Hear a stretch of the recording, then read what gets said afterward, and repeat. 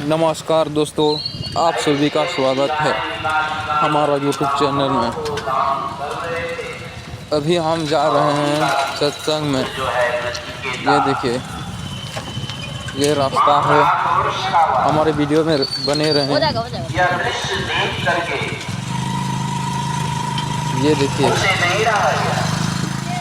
Boundary है। आप जो इस तरह के दान कर रहे हैं, इधर ब्लॉक है। इस तरह दान करने से तो आपको कोई फल नहीं मिलेगा।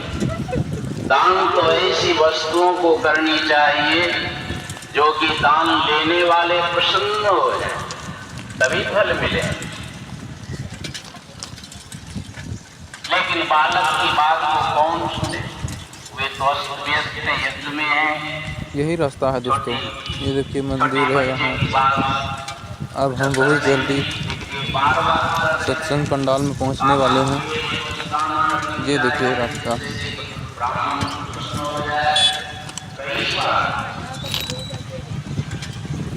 ये गेट है।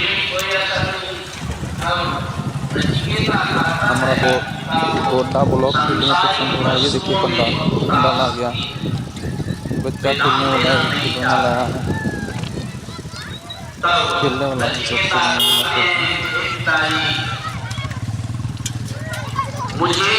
ये सत्संग पंडाल है यहाँ देखो। इधर आ गए हम। इधर क्या कहता है, पुस्तक भंडार। ये सत्संग हो रहा है।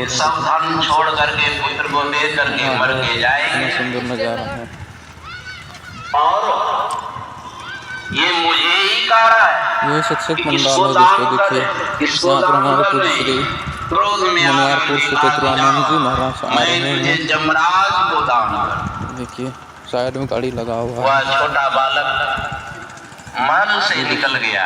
अभी हम जाएंगे भंडारा की ओर। और जमराज के पास भोजन बन रहा है। हर के लोग ये देखिए, इधर में भोजन बनेगा। जल देते हैं, आसन देते हैं, लेकिन बहुत सुंदर नज़ारा है। देखिए दोस्तों, भूखे प्यासे वहीं पड़े हैं। जब तक बने जमराज मुझे दान स्वीकार नहीं कर लेते हैं, तब तक ना मैं अन्न जल ना आसन ग्रहण करूंगा। भूखे प्यासे हुए बालक उसी जमराज के दरवाजे पर पड़े हैं। देखिए, आप सत्संग पंडाल में आ गए हैं। अभी सुनने के लिए सुनेंगे तब तो करेंगे क्या?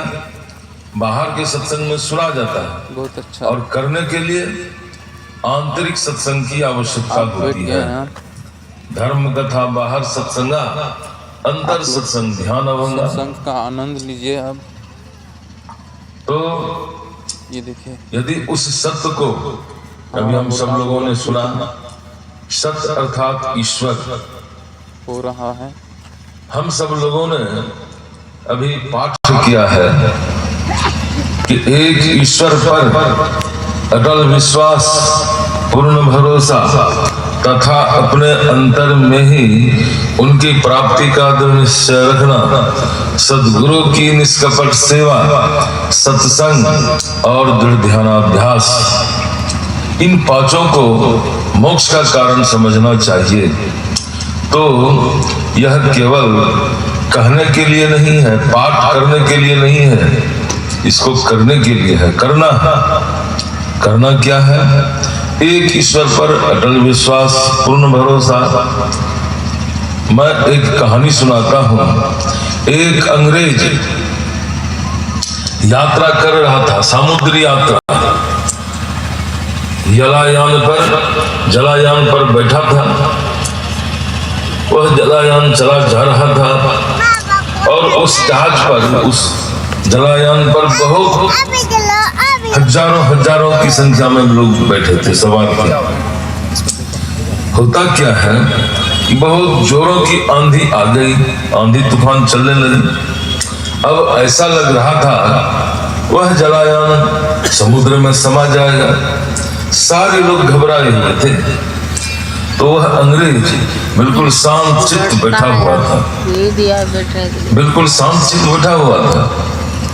तो अंग्रेज के साथ में जो पत्नी थी, पत्नी जाके कहती है कि पतिदेव आपको कुछ मालूम है? अब बिल्कुल शांत चित्त आंख बंद किए हुए बैठे हैं, तो क्या हो गया? अरे नहीं देख रहे हैं बहुत जोरों की आंधी तूफान चल रही है, ये जहाज पानी में जल समुद्र में समाने वाला है, सारे लोग भयभीत हैं, जनजीवन अस्त व्यस्त है। तो वह अंग्रेज मयान से तलवार खींचा और पत्नी के गले से सटाया और पूछा अंग्रेज ने कि तुम बताओ कि तुमको डर लग रहा है? तो पत्नी का दिया डर किस बात की? ये कठिन परिस्थिति में स्थिति में अब जहाज डूबने वाला है, सारे लोग बेचैन हैं और इस समय आप मजाक कर रहे हैं हमसे। तो अंग्रेज ने कहा कि मैं मजाक नहीं कर रहा हूँ, मैं जो तुमसे पूछ रहा हूँ उसका जवाब दो, मैं तुम्हारे ऊपर प्रहार करने जा रहा हूँ, तुमको डर लग रहा है या नहीं? तो पत्नी ने कहा कि पतिदेव, अरे दोनों का शरीर भिन्न होते हुए दोनों का संबंध है अभिन्न, मैं दोनों अभिन्न हो और क्या, हमारी हर तरह से आप रक्षा करते हैं, हर तरह से सारा देखभाल करते हैं, तो फिर आपसे डर किस बात की? डर क्यों लगेगा? तो अंग्रेज ने कहा कि जिस तरह से मेरे ऊपर विश्वास है ठीक उसी तरह तुम भी ईश्वर के ऊपर विश्वास करो, ईश्वर के ऊपर विश्वास करो। अरे हम लोगों का जीवन ईश्वर के हाथ में है, ये आंधी तूफान ईश्वर के हाथ में है, सारा संसार ईश्वर के हाथ में है ना? कहने का मतलब कि ईश्वर है सकल कामदायक भगवाना, सारी कामनाओं को पूरा करने वाले बस एकमात्र ईश्वर से है ना। आप जो चाहना करेंगे, जो कामना करेंगे वह मिलेगा, लेकिन कामना चाहना की भी तरीका होता है, समर्पण होता है, समर्पण भाव होना चाहिए। ईश्वर है, यदि ईश्वर नहीं होते तो क्या हम आप सब लोग होते? क्या यह संसार होता? नहीं होता। ईश्वर के होने में उसी तरह से संत होते हैं, कैसे?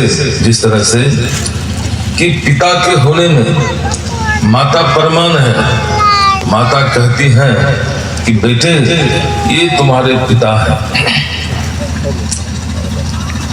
तो बेटे कह दे कि माँ ये पिता हमारे कैसे हो सकता है, इसके पिता होने में मुझे संशय है। तो ऐसे बेटे को आप क्या कहेंगे? नमक हरामी छोड़ के और कुछ कर सकते हैं क्या?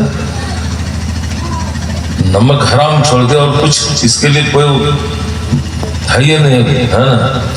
तो जिस तरह से पिता के होने में माता हमारी प्रमाण है, उसी तरह से ईश्वर के होने में संत जो होता है ना वो प्रमाण हो। केवल गप मारने वाले होते हैं, डींग हाँकते हैं कि ईश्वर है, ईश्वर नहीं है।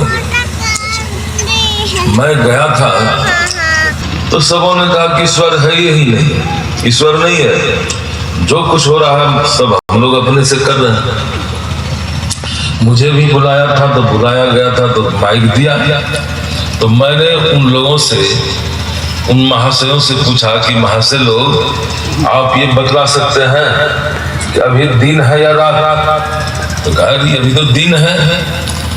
तो दिन है तो कोई अंधा कहेगा कि नहीं दिन नहीं है रात है, तो क्या उसको हम लोग मानेंगे क्या? तो नहीं कैसे मानेंगे? देख रहे दिन है। उसी तरह से ईश्वर सूर्य है, देख रहे हैं ना, सूर्य के प्रकाश से ना दिन है। कहा हाँ सूर्य के प्रकाश से दिन है, तो कोई अंधा कहेगा कि सूर्य नहीं है तो मान लेंगे कि सूर्य नहीं है, तो कैसे मानेंगे? तो मैंने उन लोगों से समझाया कि ईश्वर है, ईश्वर के होने में विश्वास करना चाहिए। जैसे कि यह समियाना टंग गए, समियाना को टांगने वाले, इस टेंट को बनाने वाले तो कोई जरूर है, तो है। तो उसी तरह से संसार को बनाने वाले हैं, इस संसार को बनाने वाले हैं। अभी हम सदग्रंथों के पाठ में हम लोगों ने सुना, वेद भगवान ने कहा कि हे ईश्वर, हे मनुष्यों, जगत प्रसन्न करता ईश्वर का तत्व ज्ञान प्राप्त करने के लिए सबसे पहले कहा कि बुद्धि योग, बुद्धि योग अर्थात सत्संग। फिर दूसरा कहा कि मानस योग अर्थात मानस जप और मानस ध्यान। तीसरा कहा ज्योति योग अर्थात दृष्टि योग। उस ईश्वर को या ईश्वर के तत्व को जानने के